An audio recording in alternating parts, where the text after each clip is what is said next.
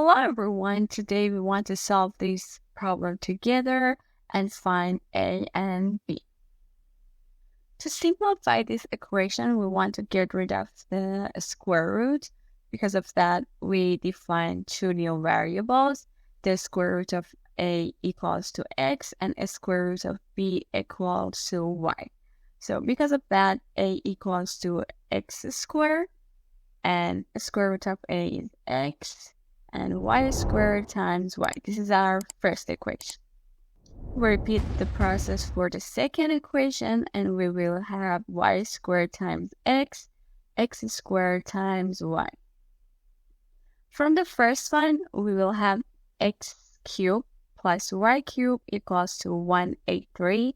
And from the second one, because in both parts we have x and y, here we have x and y, we can factor out xy and we will have xy times y plus x equals 182.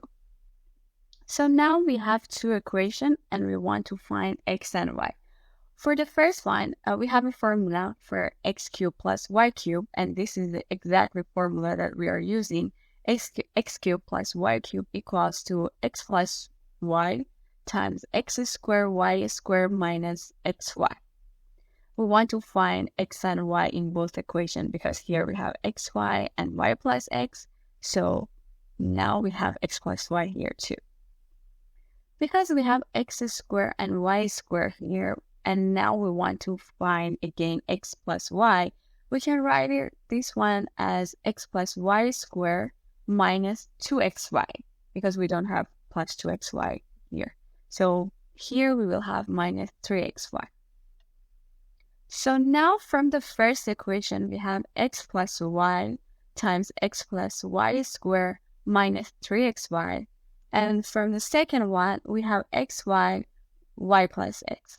So we can see all of the parts are x plus y or xy. So for make these two equations more simple, we can define new variable. For example, xy as n and x plus y as m. We just want to make it more simpler. So for the first equation, we will have m times m squared minus 3n. And for the second equation, we have m times n equals 182. And for the first equation, we can make it simpler. By here we had m, we can multiply m to the parentheses, and we will have m cubed minus 3mn. Since we know mn equals to 182, we can substitute mn by 182 here. So we can find m cubed. So m cubed equals to 183 plus 3 times 182. So m cubed equals to 729. And 729 is 9 cubed, so m equals to 9. So we found 9. We found m. And by finding m equals to 9, because we know mn equals to 182, so n equals to 182 divided by 9. If you remember, we defined new variable m and n by x and y. So x plus y equals to m, which is 9, and x times y equals to n, which is 182 over 9. So now we want to find x and y. Since we know the summation of two variables and the multiplication of it, so we know x plus y squared too. X plus y squared equals to 81. And x plus y squared equals to x squared plus y squared plus 2xy. So we know the amount of 2xy because we know the multiplication of x and y. So easily we can find x squared plus y squared equals to 81 minus 2 times 182 over 9, which is the multiplication of x and y. X squared plus y squared equals to 365 over 9. So we found x squared plus y squared amount by writing x plus y squared equals to 81. Now let's go and write x minus y squared. Why we're writing that? Because we know it has x squared and y squared in it, and we know the amounts of it. And after that, we have minus 2xy. Exactly, we know the amount of xy too.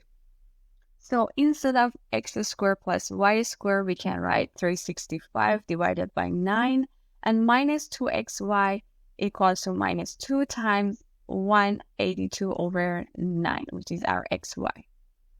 So after doing the summation, we will find out x minus y squared equals to 1 over 9. So x minus y equals to positive or negative of 1 over 3. If we square of 1 over 3, even positive or negative, we will have 1 over 9. Great. By now, we have 3 different equations for x and y. X plus y equals 9, x minus y equals positive or negative of 1 over 3, and the multiplication of x and y. So by adding and subtracting these 2 equations, we can find x and y. If we sum these 2 equations with each other, we will have 2x equals 9 plus 1 over 3, or 9 minus 1 over 3. So great, we can find x, and after that we can find y. So as I said, we can find x and y from the first 2 equations if we add these 2 equations together, or if we subtract this equation from each other. And we have 2 conditions.